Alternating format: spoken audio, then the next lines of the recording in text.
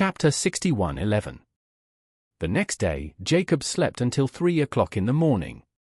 Although Elaine didn't drink, she had recently become obsessed with watching live broadcasts and short videos on her mobile phone. So she didn't get up from bed until after 10 o'clock. Originally, Charlie planned to go to the mountainside villa in Champs Elysees today to continue to help Nanako and improve her mastery of spiritual energy. However, because Claire was arriving this afternoon, he planned not to go anywhere during the day, just waiting at home for the time to pick her up from the airport. Elaine was sleepy, rubbing her eyes and holding her mobile phone. She walked out of the elevator, seeing Charlie cleaning up the living room. She asked him curiously, "Good son-in-law, why didn't you go out today? Usually at this time aren't you going out to discuss business with clients?" After saying that, she asked with some nervousness and concern, "My dear son-in-law, is it difficult to do the feng shui business recently? Will it affect our family's normal life?"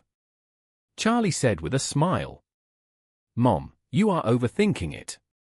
It's not that business is not good, it's that I turned away all the work today." "Oh my God," Elaine said with some pain.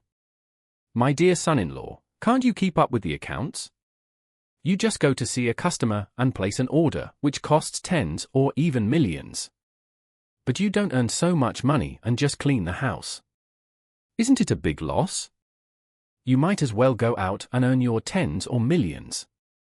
And give your mother 1%, which is thousands or tens of thousands. I will help you clean the house and make sure it is spotless." Charlie smiled helplessly and said, "Mom, the reason why I didn't go out today is because Claire will be back in the afternoon. I will clean up the house and pick her up at the airport when the time is almost up. She has been in the United States for such a long time. I can't let her see the house in a mess as soon as she comes back." When Elaine heard that Claire was coming back, she cheered excitedly. "Oh, Claire is coming back?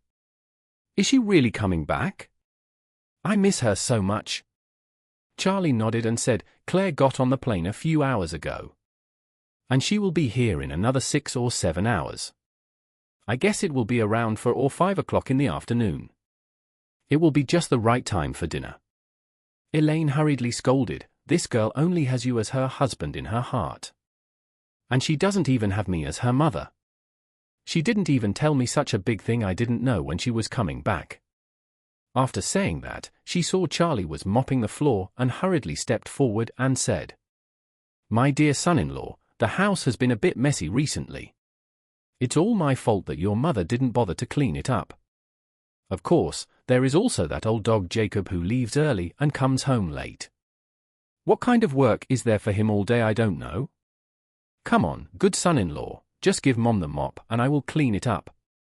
Charlie said, "Mom, why don't you go clean up the kitchen? Just leave it to me in the living room." "That's okay." Elaine nodded. "Two of us will clean up together, it will definitely go much faster." After that, she cursed unhappily, that BA5 tard Jacob. Didn't he go out again? He doesn't do anything all day long.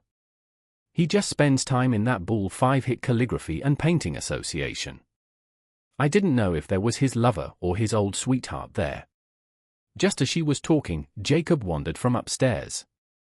He walked down leisurely, looking listless and yawning again and again. It looked like he hadn't completely sobered up yet. Elaine and Jacob had been separated for a long time, so she thought Jacob had gone out long ago. When she saw him coming down from upstairs, she immediately mocked. "Hey, why didn't the vice president go to the Painting and Calligraphy Association today? Isn't that where you usually run most actively? What happened today? People found you out to be a liar and kicked you out?"